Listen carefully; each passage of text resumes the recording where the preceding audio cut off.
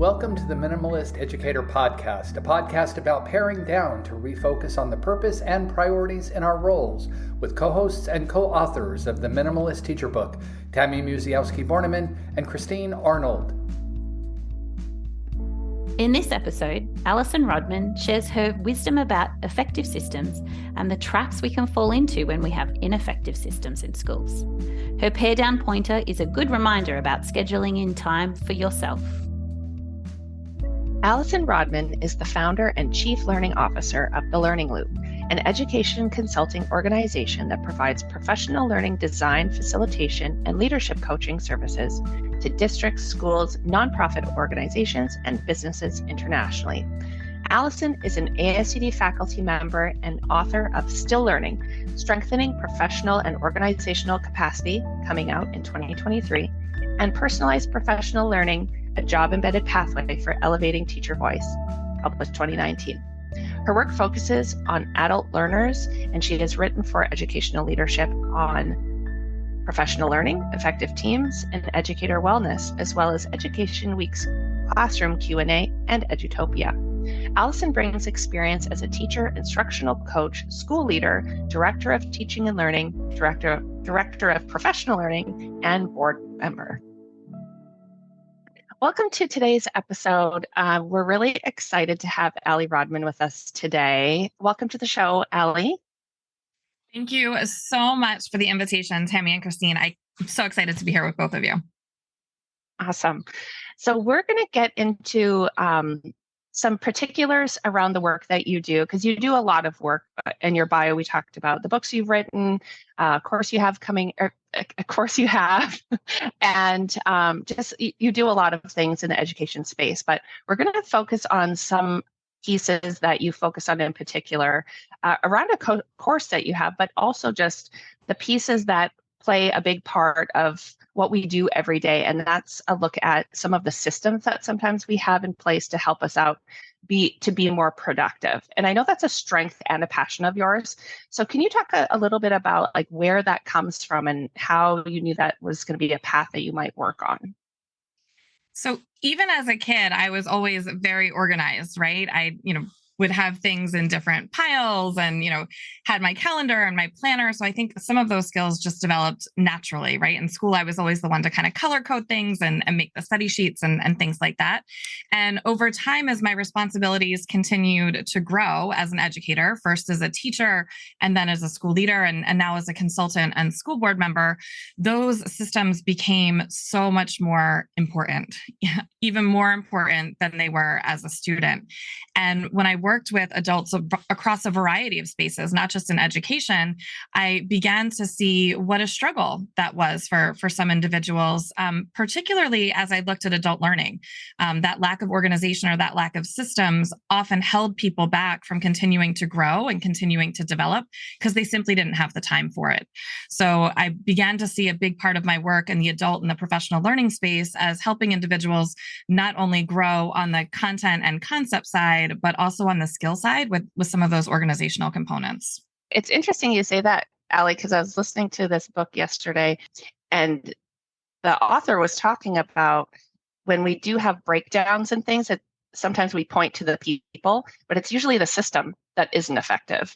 And so is that something that because you've been a teacher as well as admin, so did you see that kind of breakdown happen a lot in particular with one of your roles? Absolutely. So what often happens is we have goals, right? We have passions, we have things that we're aiming toward, and many times we'll even outline what some of those steps are to get to those goals or to reach those particular benchmarks. But if we don't have clear processes and routines to back those up, things that kind of reduce the friction day to day when things get hard, that's when we kind of fall off the rails, right? The days when the task list piles up and we know this is the priority and this is the goal, but it becomes difficult to choose when there's so much friction in the system. Mm-hmm. And do you find that's like the most common obstacle that people struggle with, that one, or are there other common ones that come up in school environments as well? So I think that, that is certainly the first one, Christine, is not having some of those clear rituals in place, right? That say, okay, when I start the day, this is what it's going to look like. When I get to work, here are the things that are going to kind of drive my processes. And then when I shut down the day, this is what it's going to look like. So I think that's the first thing. And the second is that we don't always recognize the importance of partnership in some of our goal setting and our organizational routines, right? The fact that much like we might have an accountability partner who, makes sure that we, get on that vacation, right? Or we reach that, goal weight that we've set for ourselves. It's important to have accountability partners with some of our other personal and professional goals as well. Yeah, absolutely. Yeah, for sure. So would you mind sharing some of the systems that you find really effectively, whether it's in your personal work or whether in your professional work? What really works for you? What's effective? Yeah. So I have very clear morning, lunch, shutdown, and evening rituals, particular practices that I've, sort of outlined for myself, and I continue to revise and refine over time so that I know, each morning before I start my workday, here are the things that I want to accomplish, and generally here's the order that they're going to happen in, so that when I wake up, I don't have to think, wait, what comes next and what needs to be done today, and where am I going? And then similarly, when I start my workday, there's a very clear set of routines and procedures that I go through, so that then I'm able to kind of put some of those things aside, like email, right, or some of the social media notifications, and really get into my focused work. So the first thing for me is really having those clear rituals in place. The second is establishing some very firm time blocks in my calendar to recognize for myself what times of day are peak performance times for me to do focus work versus times when I might not have as much energy, and that's better allocated for some administrative tasks. I also tend to be aware of what times are more social for me, right? When I have sort of the capacity to be able to meet with a partner or, connect with another school leader or collaborate with a colleague. And by establishing those time blocks at the times of peak performance for myself and my own chronotype, I'm able to not only have a system that's clear and that's focused, but that also maximizes sort of my brain power at that given time of day. Can you give us a little bit of a hint, I guess, for how you determine your rituals? Because I think that sometimes setting up your morning routine can be challenging, right? Because there's a lot of things going on. So how do you determine what you should keep as a ritual, or is it a distraction, or, So I think it's a two-part process, Tammy. One is just almost keeping a log of the things that you find yourself doing, right? So do you make coffee in the morning? Do you, take regular vitamins or supplements? Do you, lay out your workout clothes at night before you go to bed? Or is that something that you pull out in the morning? So I think the first thing is just being more mindful of those things that are more routinized or regular for you. And in that, deciding which ones are serving your goals and serving your purpose well, and which ones might be a distraction that you should sort of let go. And if you forget about them, it's kind of okay, right? And then the second component of that is getting very focused on what your goals are, particularly for each quarter, and thinking about, okay, which of these routines are going to accelerate my progress towards those goals, and which ones might I need to adjust or add to or shift in order to perhaps get me a little bit closer, right?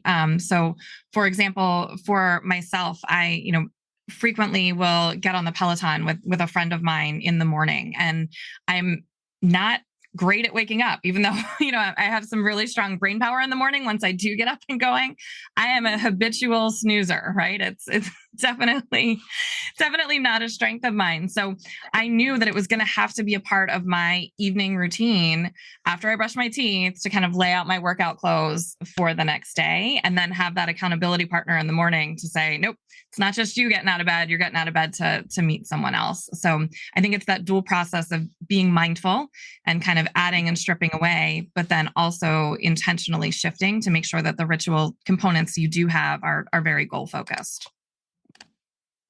So I've got a bit of a question here. personally, but I think it affects more teachers than just myself. What recommendations do you have when you hit your one planning block for the day or for the few days, and you suddenly go, there is too much on my to-do list. I'm exhausted. I don't even know where to start. And you kind of stand there paralyzed for a few minutes and wasting that precious planning block that you have. What are some tips that everyone can use in that moment?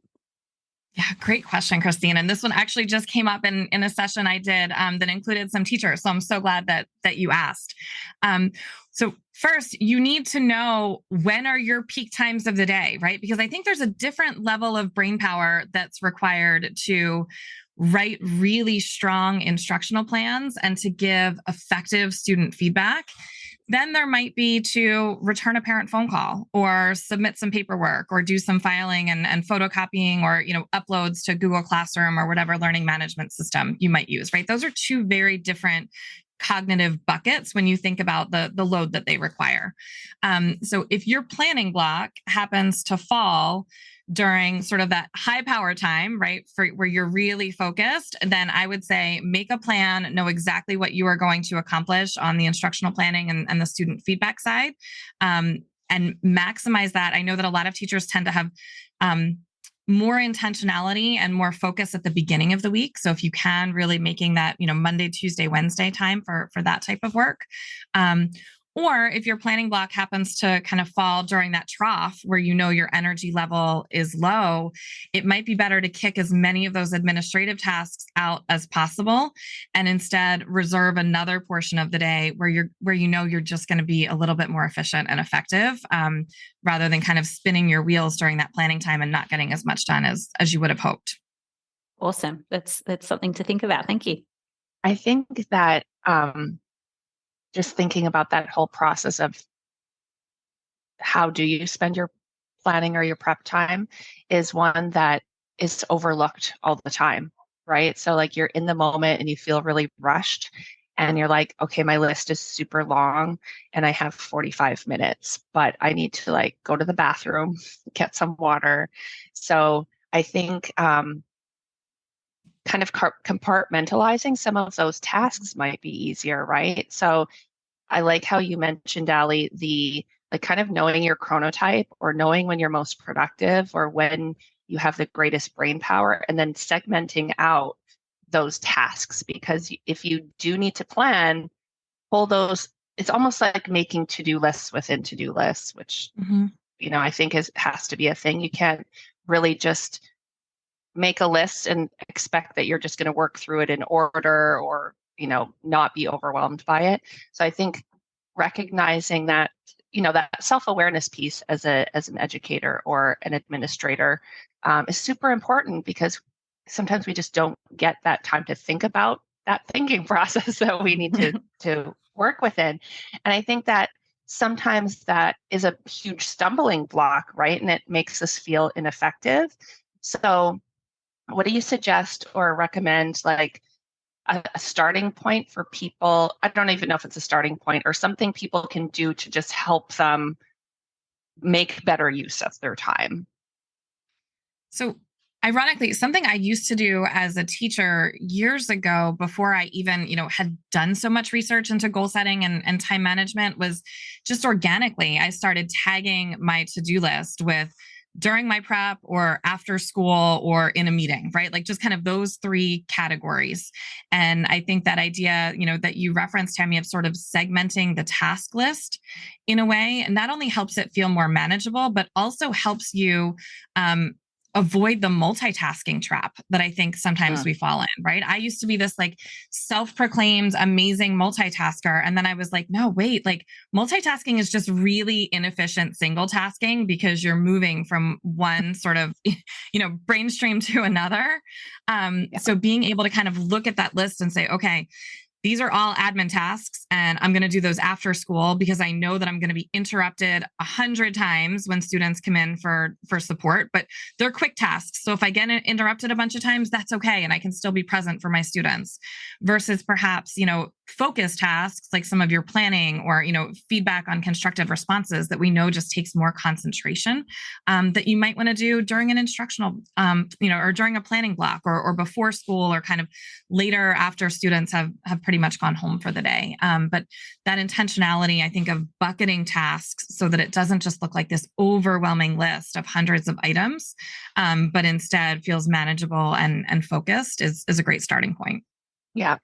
And just thinking about, productivity and making the best use of our time. You have a course on productivity. Can you tell us a little bit about that? Certainly. So the course is titled Imperfectly Productive. It's an organizational blueprint to structure your chaos and reclaim your joy. And it walks professionals step by step, first through the goal setting process, because I think sometimes as educators, we forget that we're allowed to set goals for ourselves too, right? We show up for the students. If you ask any educator, why do you do what you do? It's because the students, I wake up every day for them.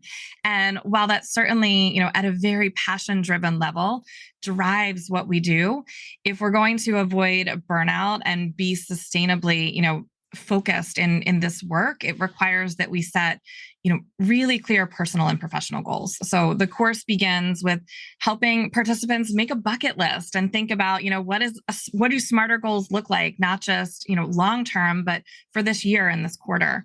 And then from there we walk through how to break them down using disciplined action and structured time and a cadence of accountability, so that not only are you accomplishing tasks, but you're feeling this sense of rest and recovery along the way as well. So it doesn't feel frantic, but instead joyful and enjoyable.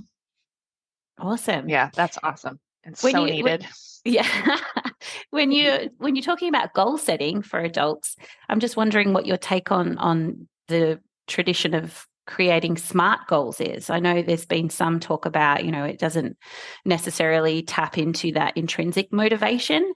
So do you use SMART goals, or do you have a different format that you use when you're doing goal setting? So I tend to draw on Michael Hyatt's work. So he has kind of reframed it not just as a SMART goal, but a smarter goal. And one of the things that I appreciate about that is he adds kind of a riskiness component at the end, right? And as someone who's always trying to think about being innovative or pushing, the boundaries just a little bit more to see what's possible, that's particularly appealing to me. And I think it brings a bit more excitement to the goal setting process. But to sort of address the component about intrinsic motivation, Christine, one of the things that Michael Hyatt also talks about is setting goals within different circles, right? So you have kind of a circle of being, a circle of relating, and a circle of doing. And what I often find when I coach educators, whether they're teachers or leaders or board members, is that if they're feeling burnt out and exhausted, typically, when we get to the root of it, we find that a lot of their work is centered in one of those circles rather than across those circles. Right. And they're not tending in a more attentive way. I don't even want to say balanced, because I think it's sort of unrealistic of us to say that all of those components in our lives are always going to be balanced. They're not. You're going to give more to one side on Tuesday and more to another on Wednesday, and who knows where things are going to shake out at the end of the week. But I think from a goal setting standpoint, if we can tend to each of those components, right, the being one of like, who are we and where do we want to aspire to be? The relating one of relationships in our lives, whether that be with friends or partners or our children. And then also, the doing component, some of those vocational and professional and learning components. I find that the smarter goal process does become more intrinsically driven, because there is that sense of not just continuity, but fulfillment across an individual's personal and professional spaces. Right. Yep, that sounds like it makes a lot of sense. You had mentioned Michael Hyatt, so we'll make sure that the reference to him is in the show notes for people, because he's got a lot of interesting books around focus. But you also have a recently published second book with ASCD called Still Learning: Strengthening Professional and Organizational Capacity. And so are there some, just like, in case people haven't read it yet or don't know about it yet, is there a little bit of this in that book as well, since we're talking about organizational capacity? Yes. So a lot of what we're discussing today really relates to this discipline of alignment, right? So to what degree are you establishing your purpose as a personal and a professional, but then ensuring that the day-to-day actions, those practices that you take, are in alignment? Because sometimes we can establish really great goals, but then end up doing completely different things throughout the course of our day when we go back at that and look at that to-do list. But that the second chapter, or the second discipline that I really dig into in the book, looks at this principle of alignment and the degree to which that purpose and practice follow that line and help us to feel not just fulfilled, but that we're actually accomplishing the right things. Yeah, that sounds very in tune or aligned with what Christine and I talk about when we're talking about like finding purpose in what we do and making sure that our priorities always align with our purpose. Because it is so true, right? You just get caught up in your day, and then all of a sudden you're like, what happened to the week? It's Friday and I didn't focus on this, and now I have to like push it forward. But when we keep realigning to like what the purpose is, and we can stay on track and we don't get lost in all of that stuff. And so I think that kind of brings us to a good point for our pare down pointer, which is like really thinking about how can we pare things down to really stay focused on our priorities.